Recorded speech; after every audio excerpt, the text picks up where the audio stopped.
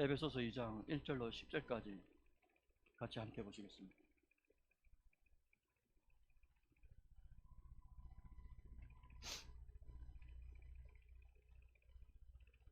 다 같이 함께 읽어볼까요? 시작.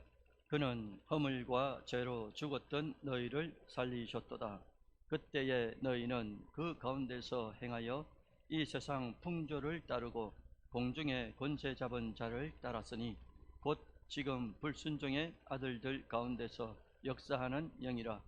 전에는 우리도 다 그 가운데서 우리 육체의 욕심을 따라 지내며 육체와 마음에 원하는 것을 하여 다른 이들과 같이 본질상 진노의 자녀이었더니 긍휼이 풍성하신 하나님이 우리를 사랑하신 그 큰 사랑을 인하여 허물로 죽은 우리를 그리스도와 함께 살리셨고 너희는 은혜로 구원을 받은 것이라. 또 함께 일으키사 그리스도 예수 안에서 함께 하늘에 앉히시니 이는 그리스도 예수 안에서 우리에게 자비하심으로써 그 은혜의 지극히 풍성함을 오는 여러 세대에 나타내려 하심이라. 너희는 그 은혜를 인하여 믿음으로 말미암아 구원을 받았으니 이것은 너희에게서 난 것이 아니요 하나님의 선물이라. 행위에서 난 것이 아니니 이는 누구든지 자랑하지 못하게 함이라.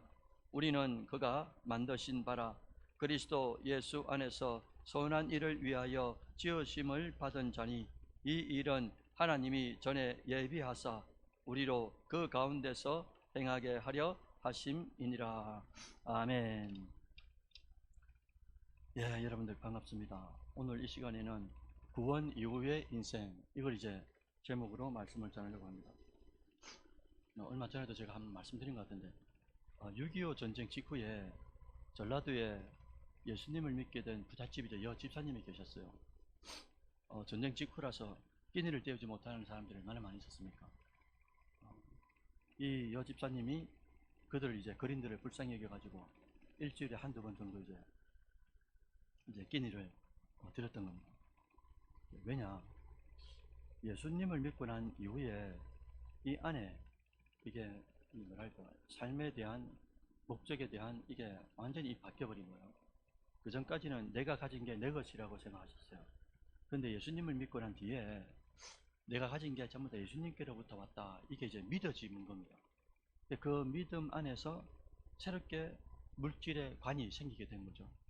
그리고 이제 그 물질관이 내 것이 아니라라는 것을 아는 것이 그치지 않고 내 것이 아니기 때문에 또 변화된 삶으로 나눠주고 구워주는 데 집중을 했던 거예요.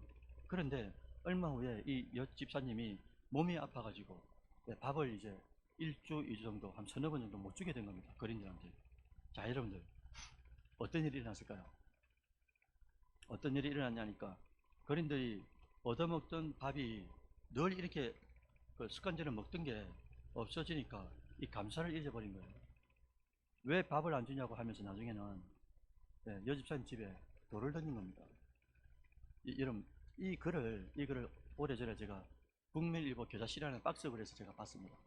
이 글을 제가 쭉 이 눈으로 읽으면서 저의 모습하고 정확하게 오버랩이 되더라고요. 그러면서 이 짧은 글인데도 제 마음속에 긴 연으로 쭉 남아 있습니다. 여러분, 우리는 예수님을 구원자로 믿고 변화를 일으키는 존재죠.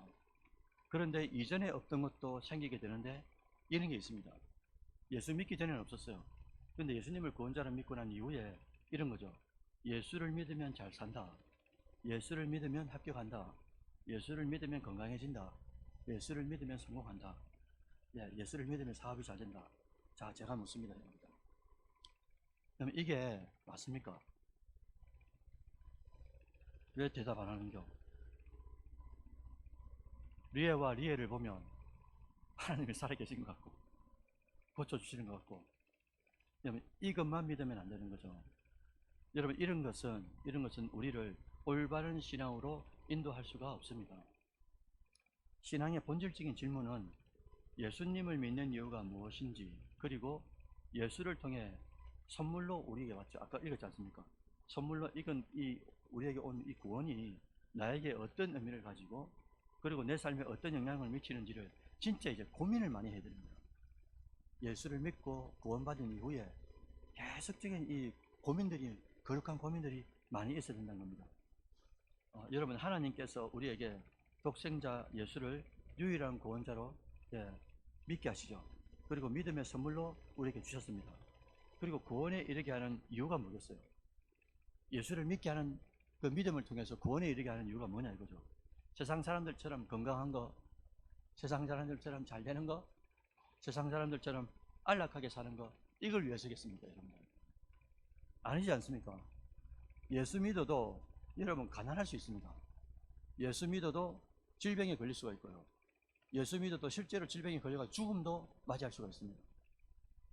그리고 예수를 믿어도 때로는 세상 사람들도 짓지 않는 극악한 죄를 지을 수도 있다라는 것을 우리가 이해를 하셔야 되는 거예요. 예를 들어 볼까요?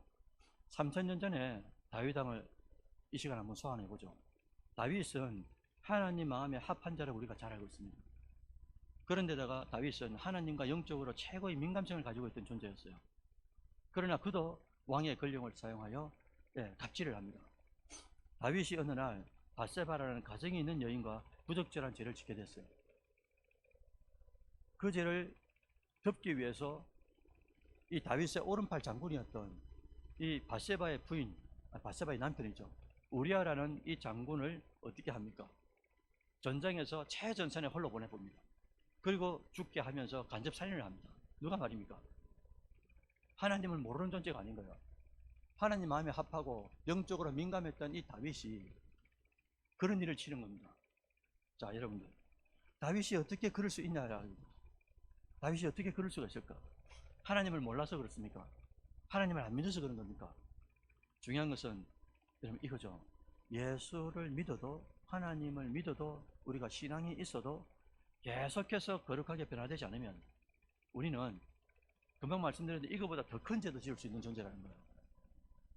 더 놀라운 것은 이렇게 예수 안에 있으면서도 극악한 죄를 짓는 것도 놀라운데, 여러분 그 위에 더 놀라운 게 있습니다.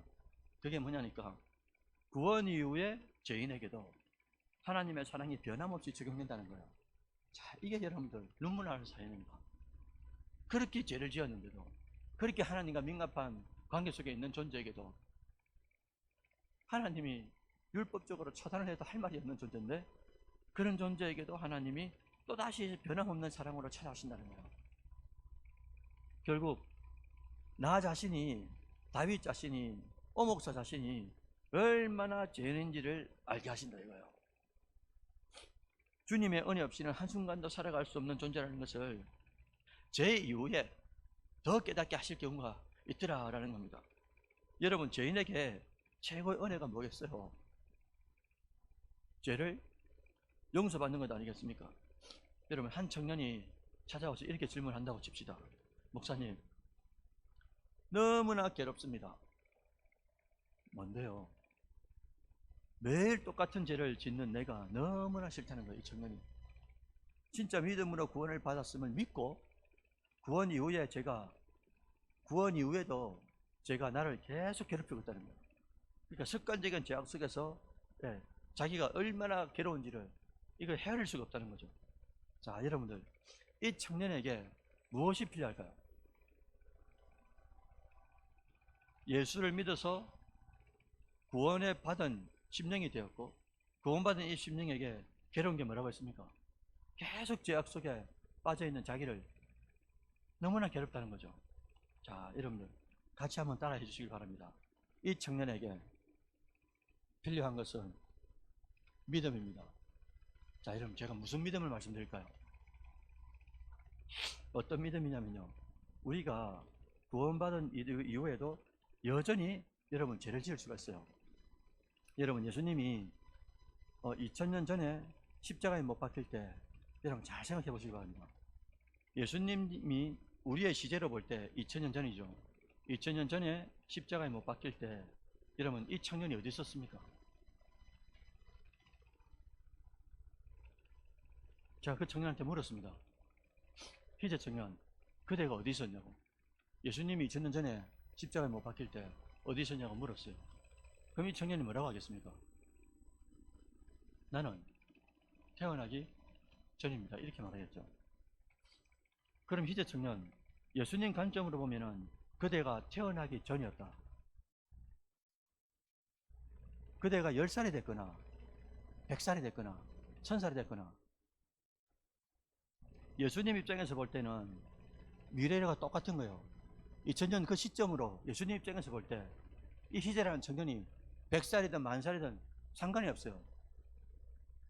이미 이 청년을 위해서 이 청년의 미래의 죄까지도, 어떤 죄까지도 다 예수님이 뭐 했다고 표현할 수 있냐니까 성결제를 했다고 볼 수 있는 거예요.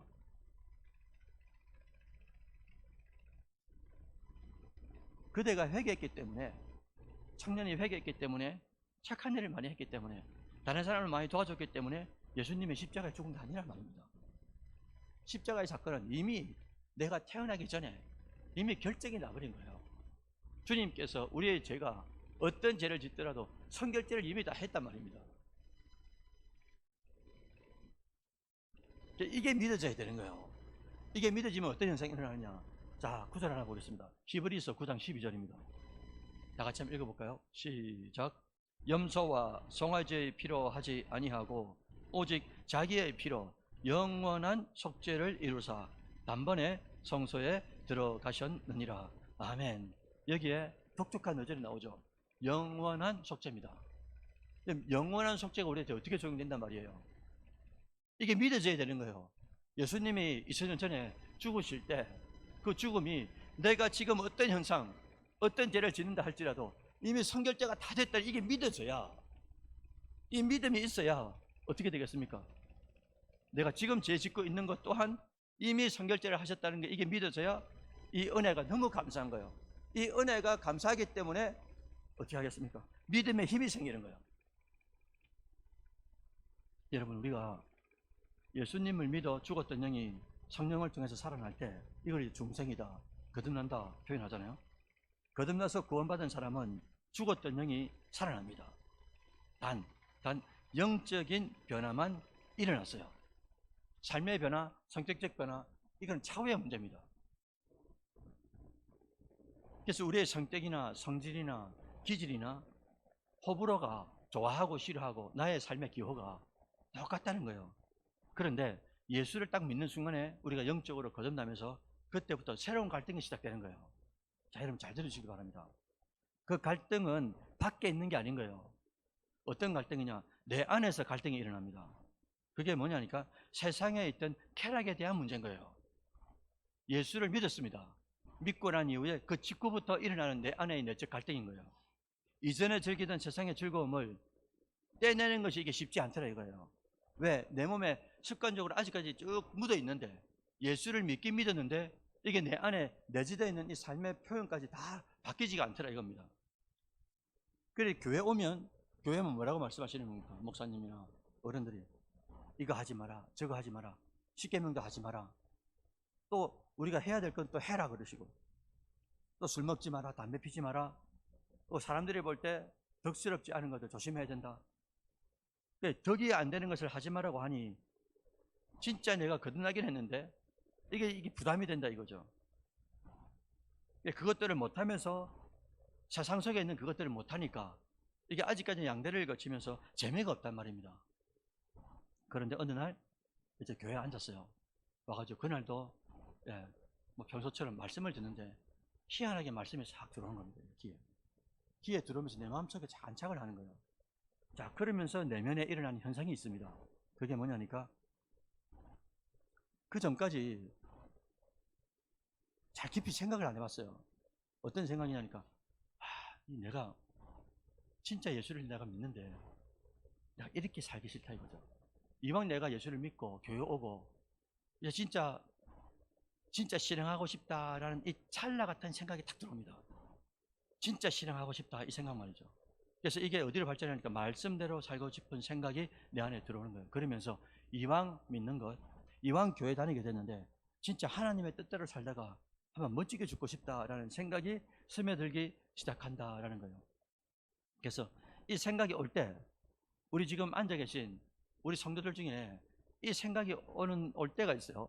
그럼 그 생각이 올 때 그때를 놓치면 안 됩니다. 그때가 바로 기회인 거예요. 근데 한번 놓쳐버리면 다음에 또 언제 온다. 이게 기약이 없을 때가 대단히 많습니다. 그래서 그때 어떤 갈등이 본질적인 갈등이 생기는 거예요. 믿기 전에 제 습관들이 나올 때마다 이거 하나님께서 진짜 싫어하신다고 하셨는데 이게 이제 내 안에서 싸운다는 거죠. 그러면서 순종하지 않으면 어떤 마음이 드냐니까 순종하지 않으면 하나님께서 저를 가만두지 않을 것 같은 거예요. 순종하지 말씀 따라 살지 않으면 직장도 내가 하고 있는 사업도 어떤 일도 그리고 주의를 한번 빠지고 이렇게 빠지다 보면 하나님께서 이 가만두지 않을 것 같은 거룩한 부담감이 내 마음에 들어옵니다. 그리고 여러분들 들어와야 되고요. 왜 하나님이 아버지가 그렇게 하시겠어요? 여러분 왜 하나님은 불순종하게 되면 안 된다는 것, 불순종하면 안 된다는 것, 거룩한 두려움을 주시는 걸까? 왜 그러냐면요, 하나님이 진짜 자녀로 삼으시고 사랑하기 때문에 그런 것 아니겠어요? 그래서 그렇게 살지 못하면 안 된다라는 이 두려움 때문에 신앙을 하려고 하면 독특합니다. 또 악재가 또 생길 때가 있습니다. 그게 뭐냐니까 술 안 먹고 담배 안 피우고 딱 작정을 하고 교회 왔는데, 그런데 교회 와서 보니까 신앙 선배들도 예배 끝나고 나면 쫙 구석에 가서 담배를 피는 거예요. 또 이제 끼리끼리 모여가지고 또 술 한잔 하러 가고. 나는 결단을 하고 안 믿기로 했는데, 근데 내 마음속에 또 변명이 생기는 게 뭐냐, 위로가 또 되는 게 뭐냐니까 육체적 위로가, 아니 뭐 집사님도 뭐 술 드시고 선배도 술 드시고 하는데 내가 뭐라고. 그냥 독특합니다. 이게 이렇게 파고드는 거예요. 결단을 했음에도 불구하고 그렇게 파고드는 경우가 많습니다. 여러분 그럼에도 불구하고 우리가 해야 될 게 뭐냐니까 빠지지 말아야 되는 거예요. 예배의 자리에, 은혜의 자리에 빠지지 않고 계속해서 예배에 참석하고 성경 공부에 참석하면 어떤 현상이 일어나냐, 조금씩 믿음이 조금씩 성장합니다. 왜? 말씀이 들어오니까 이 말씀이 나를 인도하는 경우가 생기거든요. 생각나고 말씀이 내 안에 믿음으로 들어오면서 이 믿음이, 말씀이 내 인생을 이제 인도하게 되는 거죠. 그러면서 또 다른 고민이 생기는 거예요. 그게 뭐냐, 하나님을 믿어도 완전히 벗어지지 않는 이 죄의 허물들 때문에 자기 자신을 엄청나게 이제 괴로워하게 됩니다. 그런데 뒤돌아보니까, 또 믿음 안에서 또 뒤돌아보니까 그런 과정을 거쳐가면서 어느 순간 이런 느낌이 딱 들죠. 잃어버린 보석을 찾은 느낌이라 그럴까요? 그러니까 내가 예수를 믿고 구원받았고 아직 내 삶은 아직 정돈되지 않았는데, 그러면서 계속 예배에 참석하고 성경 공부를 하면서도 세상 것과 양다리를 거치면서 하나하나 껐다가 다시 또 맛보게 되고 또 끊었다가 맛보게 되고, 그러면서 또 변함없이 주님 존재를 나와 계속 믿음의 길을 가려고 하다 보니 그 가운데서 깨닫게 되는 게 뭐라고요? 이겁니다. 진짜 나는 죄인이구나. 내 스스로 구원받을 수 없는 진짜 죄인임을 깨닫게 되는 거예요. 그러면서 고백하는 게 뭐냐니까 로마서 7장 24절입니다. 다 같이 한번 보실까요? 읽어봅니다. 시작.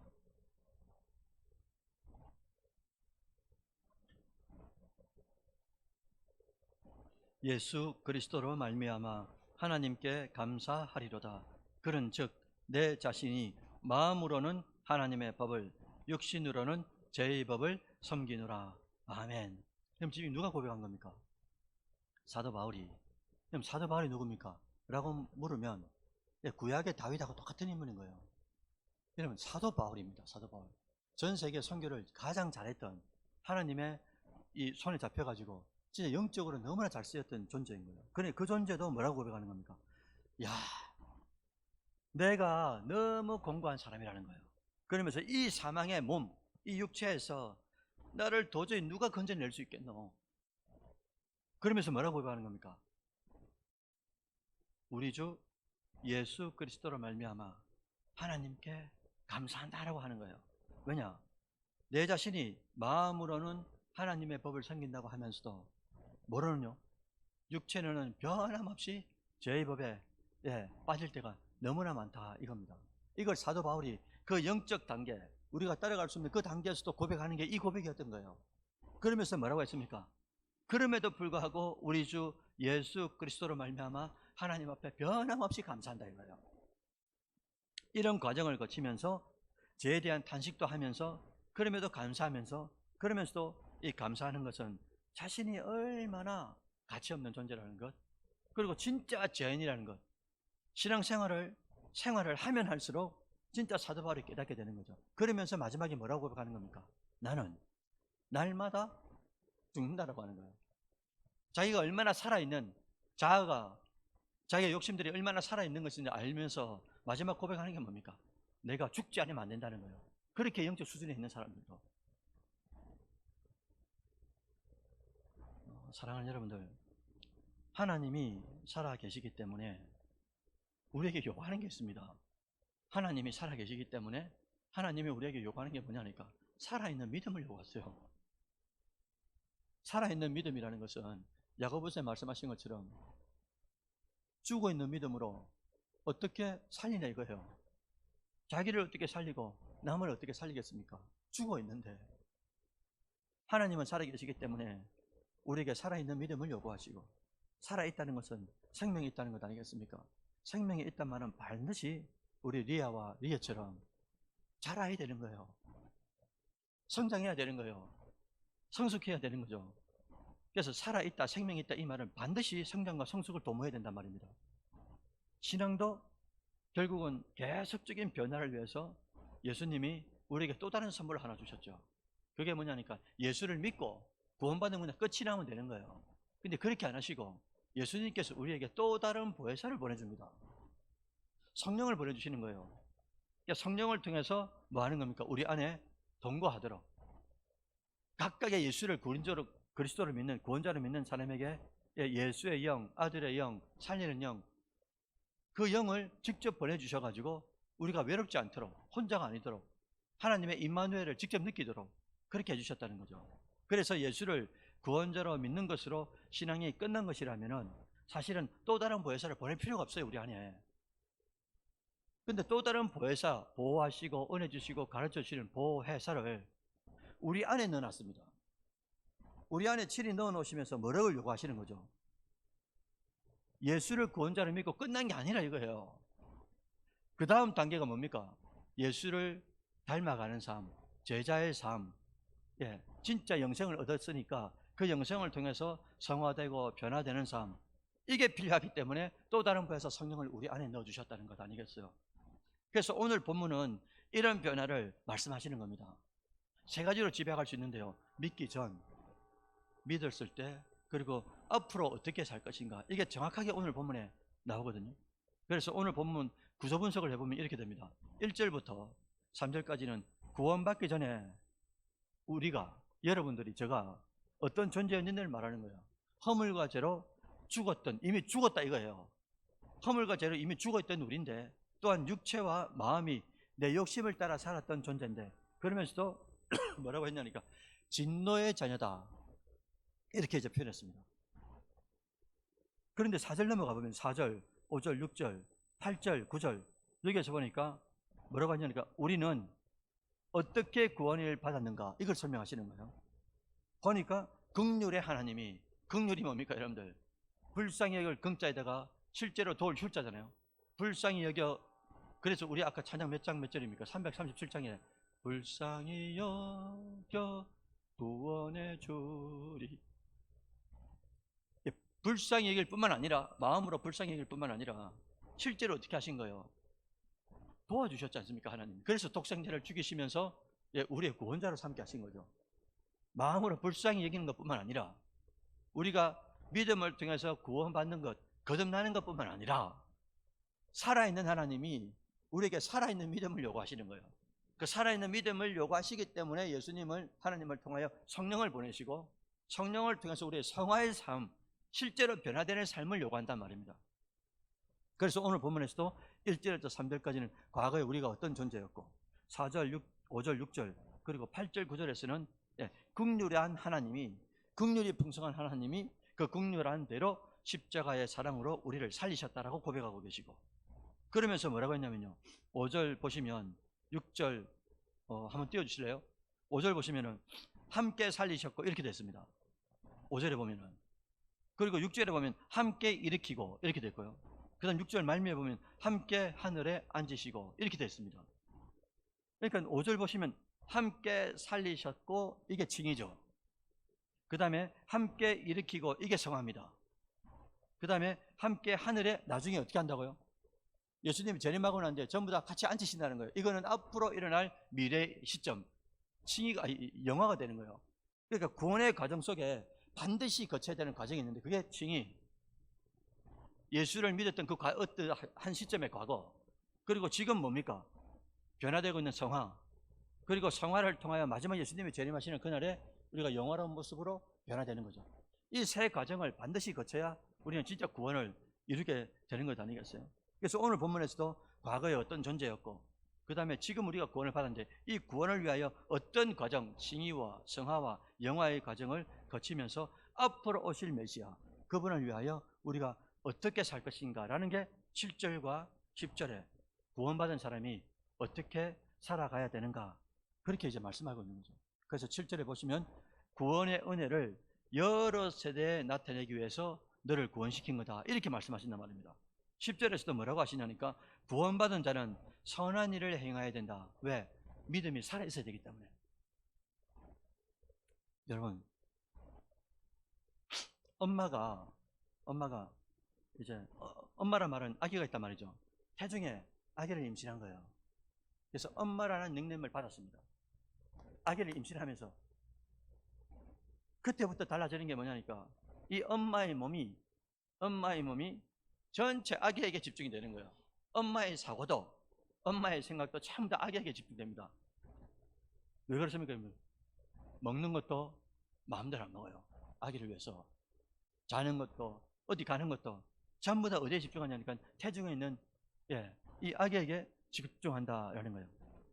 여러분, 2000년 전에 마리아라는 여인이 아기 예수를 잉태합니다. 형태는 다른데 지금 우리는 또 다른 부에서 성령을 잉태하고 있어요. 마리아는 육체적 예수를 잉태했지만, 그리고 출산했지만은, 우리는 누구를 잉태한 겁니까? 아들의 영, 양자의 영, 예수의 영, 구원의 영, 살리는 영, 성령을 우리는 잉태한 존재예요. 정확하게 말해서. 그럼 성령을 잉태했으면 우리가 지금 살고 있지만 인생을 누굴 집중해서 살아가야 되는 겁니까? 성령이 우리의 주인이 되는 거예요. 그래서 갈라디아서 2장에서도 뭐라 합니까? 이제는 내가 사는 게 아니고, 내가 살긴 사는데 똑같이 믿기 전이나 믿고 후나 직장 다니고 학교 다니고 캠퍼스에 가고 교수님 만나고 사업을 하고 똑같습니다. 안 믿는 사람이 나를 볼 땐 나는 이제 거듭난 거예요. 거듭난 것뿐만 아니라 내 안에 내가 잉태한 게 있는 거예요. 천지 주제이신 성령이 내 안에 들어오셔가지고 내 인생의 주인이 되겠다고 하신 거예요. 그리고 내비게이션을 제쳐가지고 성경의 원저자가 성령이지 않습니까? 이 성경의 원저자가 내 안에 두셔가지고 성경의 삶을 살도록 나를 가이드 하신단 말입니다. 나의 모든 포커스는, 나의 모든 집중력은 어디에? 내 안에 계신 성령께 집중이 돼야 되는 게 맞는 거예요. 마치 아기를 임신한 엄마처럼 말입니다. 그래서 이제는 내가 사는 게 아니라 이거죠. 내 기질, 내 감정이 있어도, 내가 먹고 싶어도 하나님이 싫다면, 성령께서 싫다면 어떻게 되는 겁니까? 놔야 되는 거예요. 이게 이제 변화된 삶이다라는 거죠. 그래서 구원받은 이후에 여러분들에게 가장 달라진 것이 무엇이 있습니까? 오늘 셀 모임할 때 제가 그 질문을 넣어놨거든요. 구원받은 이후에 나에게 가장 크게 달라진 점이 뭘까? 교회 안 다니다가 교회 계속 다니는 수준으로 여러분 마치랍니까? 교회만 왔다 갔다 10년, 100년 그렇게 다니랍니까? 지지난주에도 말씀드렸지 않습니까? 우리는 교인으로 하나님이 부르신 게 아닌 거예요. 교회 마당만 밟고 왔다 갔다, 주일만 왔다 갔다 하라고 하나님 그렇게 부르신 존재가 아닙니다. 그렇게 인생을 마무리할 존재가 아닌 거예요. 예수를, 독생자를, 자기 분신 같은 존재를 십자가에 저주받게 하시면서 우리 각각을 살리신 이유는 교회만 왔다 갔다 하다가 그렇게 죽는 존재를 만든 게 아니란 말입니다. 교인으로 끝나는 게 아니고 뭐라고 말씀드렸습니까? 제자가 되라고. 그래서 믿음 안에서, 공동체 안에서 내 자신이 내 모습을 볼 수가 없으니까 다른 공동체 안에서 권사님을 통해서, 장로님을 통해서, 또 다른 믿음의 멤버를 저때 저렇게 하는 거구나 보고 배우고, 아닌 건 또 안 배우고, 그러면서 나를 성숙해 가는 거예요. 왜? 살아계신 하나님이기 때문에. 살아있는 믿음을 통해서 성숙하고 성장하라고 우리를 공동체 안에 밀어넣었단 말입니다. 그래서 구원받은 우리가 하나님께 가장 아름다운 인생이 되기 위해서 올 가을에 여러분들에게 꼭 부탁드리고 싶은 게 있어요. 두 가지인데, 하나는 여러분 오늘 광고에 나왔지 않습니까? 여러분 1:1 제자 양육 성경 공부에 꼭 참여해 주시길 바라요. 아멘 안 하실 겁니까? 여러분들, 목자가 가장 슬픈 일이 뭔지 압니까? 교회 다닌 지 1년, 2년, 3년, 4년, 5년, 6년, 7년, 8년, 9년, 10년, 11년 쭉 지나가는데 교회를 주일날 하루를 딱 오는 거예요. 자, 솔직히 제가 말씀드리죠. 여러분, 저도 목사지만은 저도 새벽 기도 드리고 수요 예배 드리고 금요 기도해 드리고, 그래도 세상 속에 나가면 엄습하는 유혹들이 얼마나 많은지 모릅니다. 저만 그런 게 아니고요. 우리 권사님, 장로님 새벽 매일 나오지 않습니까? 그래 해도 세상 속에 나가면 이길까? 그러면서 또 분투하면서 삽니다. 일주일에 한 번 교회 와서 하나님 앞에 예배 드리고, 그리고 내가 세상 속에 나가서 영적으로 이긴다? 이게 가능하겠습니까, 여러분들? 여러분, 제가 목자로서 왜 이 말씀을 드리는 거겠어요? 그래 살면 안 되는 거 아닙니까? 진짜 예수가, 진짜 그리스도가 나를 위해서 죽어주셨다. 그러니까 내가 곧 죽어도 천국이란 영원한 낙원에 들어간다. 이게 믿어졌다면은 어떻게 여러분들 일주일에 한 번 주님 존전에 나올 수가 있겠어요? 그래서 여러분들 부탁드리기는, 제자가 되려면 배워야 되잖아요. 그래서 여러분 보십시오. 첫째는 우리가 섬기는 자로서 배워야 되고요. 올해 캐치프레이즈가 그거 아닙니까? 첫째는 배워야 되고, 둘째는 배우면서 내가 누군 비워야 되고, 비우면서 배운 것을 어떻게 합니까? 전하는 것 아닙니까? 배우고 비우고 전하는 것. 올 한 해 이 세 가지 우리가 실천사항이었습니다. 그러면서 하나님을 전심으로 사랑하고, 내 곁에 있는 이웃들을 어떻게 해요? 거칠이가 아니고 진짜 진심으로 사랑하는 것. 그게 이제 우리가 제자로서의 역할들을 감당하는 것 아니겠어요? 은혜는 받는데 이 은혜를 받은 목적에 맞게끔 살아야 되는 것 아니겠습니까? 하나님께서 여러분들에게 사업적인 은혜, 건강의 은혜, 수많은 은혜를 내가 받고 있다고 느낀다면, 받은 은혜가, 여러분, 은혜를 주신 자의 목적은 뭡니까? 내한테 고이 간직하는 겁니까? 천만에요. 은혜는 반드시 이 성질이 어떻게 되냐니까 내 안에 고이는 게 아니고, 은혜를 주신 자의 목적은 반드시 은혜를 흘려보내는 거예요. 나에게 고이도록 하는 게 아니고요. 그래서 만나하고 똑같습니다. 내 안에 고이도록 만들면 이틀치를 가지고 오면 욕심을 부리면 어떻게 되는 겁니까? 썩어버리는 거예요. 계속 받은 은혜를 간증하고 나누고, 그러면 할수록 요한복음 3장에 나오는 생수처럼 계속 솟아난단 말입니다. 이게 영적인 원리거든요. 이게 은혜의 원리란 말입니다. 그래서 은혜 받는 데만 집중하지 마시고, 진짜 교회 다닌 지가 여러분 1년, 2년, 3년, 우리가 좀 영적으로 시그니 드려야 되지 않겠습니까? 내가 이렇게 살아서 안 되겠다. 이왕 교회 오는 거 어떻게 내가 이렇게 살다가 어떻게 주님 앞에 서겠노? 진짜 예수를 믿는다면 말이죠. 그렇기 때문에 진짜 이제는 배워야 되는 거죠. 말씀을 배우고 하나님을 배우고. 그래서 1:1 제자 양육뿐만 아니라 앞으로 하게 되는 여러 가지 양육들이 많이 있을 텐데, 여러분 집중해가지고 배우시길 바라요. 그래서 받은 은혜들을, 제자 양육이는 무슨 말이냐면요, 내가 양육을 받죠. 양육을 받은 사람이 다른 사람 동반자를 통해서 양육을 시키는 거거든요. 내가 받은 은혜를, 배운 것을 다른 사람을 가르치면서 또 배우는 겁니다. 배운 것만 받는 데만 집중하는 게 아니고요, 배운 것을 다른 사람에게 나누면서 가르치면서 또 내가 배워가는 거예요. 이게 이제 제자로서의 역할들을 감당해 나가는 거죠. 두 번째, 우리 사랑하는 권석들에게 부탁드리고 싶은 게, 다 말씀드렸습니다. 주일만 예배 자리에 나오시지 마시고, 새벽 기도도 있고 수요 예배도 있고 금요 기도도 있고 있지 않습니까? 은혜의 자리에 최선을 다해서 참여해 주시자 오목사가 부탁드리고 싶어요. 여러분 꼭 수요 예배 나가면 은혜도 안 되는데 여러분, 은혜가 꼭 돼야 그러면 있어야 되는 겁니까? 은혜가 꼭 돼야 예배 가는 거예요. 성경은 뭐라고 말씀하시냐니까. 네, 맞아요. 말씀의 씨가 중요합니다. 근데 성경에 전반적으로 보면 뭐를 말씀하시냐니까. 각자의 심령 속에 씨를 말하기 전에 밭을 말해요. 밭도 중요하다고 누누이 말씀하시지 않습니까? 그래서 옥토도 있고 가시밭도 있고 돌짝밭도 있고 그 밭을 말하면서 뭘 만들란 말입니까? 옥토를 만들라고 우리에게 요구하시는 것 아니겠어요? 물론 여러분들, 저도 열심히 최선을 다해서 준비할 테니까 여러분들도 지금까지 신앙생활을 잘 해오셨는데 이제 한 단계 좀 높아져야 안 되겠어요? 진짜 제자가 돼야 되지 않겠습니까?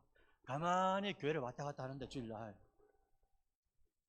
10년을 100년을 왔다 갔다 하는데 이게 제자가 되겠습니까 여러분들? 하늘에서 불이 떨어지면 모르겠어요.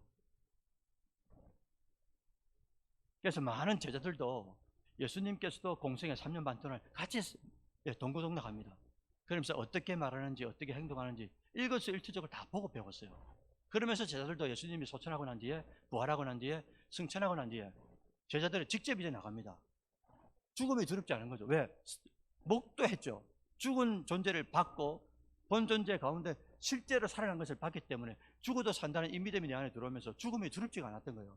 그러면서 또 말씀으로 가르쳐 주시고 몸으로 가르쳐 주신 그것이 이 체득되어 있었으니까 이 체득되어 있는 이 사람들이 또 베드로, 야고보, 요한 이 제자들을 통해서 무심령들에게 그대로 또 제자화되는 그런 역사가 있은 것 아니겠습니까? 아무쪼록 여러분 자신을 계속 말씀 앞에 노출시키시길 바라요. 그래서 은혜의 단비를 받으시길 바랍니다. 그렇게 해야 교인의 자리에서 나갈 수가 있어요. 교인의 자리에서 나가서 진짜 한 번 사는데 우리가 믿게 됐다면 진짜 믿는다면 주님을 위해 쓰임받는 제자로서 살아가는 것, 그게 이제 하나님께서 바라는 것 아니겠어요? 여러분 자녀 같으면 저놈이 공부를 하면은 여기 대학보다 훨씬 더 여기 대학보다 저 외국도 나갈 수 있는 진짜 공부하면 되는데 부모가 어떻게 하겠습니까? 가능한데 안 한다. 그거 어떻게 놔두겠어요? 저도 여러분 똑같은 마음입니다.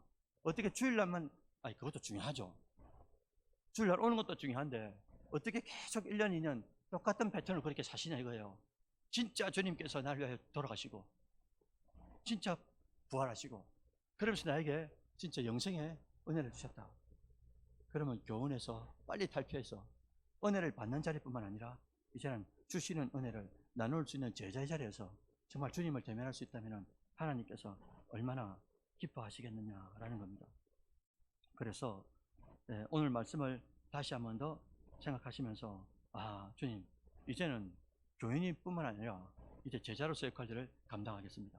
그리고 제자가 되기 위해서 열심으로 우리가 세 가지 실천 사항을 올 초에 붙인 것처럼 열심으로 배우고 그러면서 내 자아를 열심으로 죽이고 그러면서 열심으로 전하고 선포하는데 그 자리에 서서 하나님의 기쁨이 되겠습니다.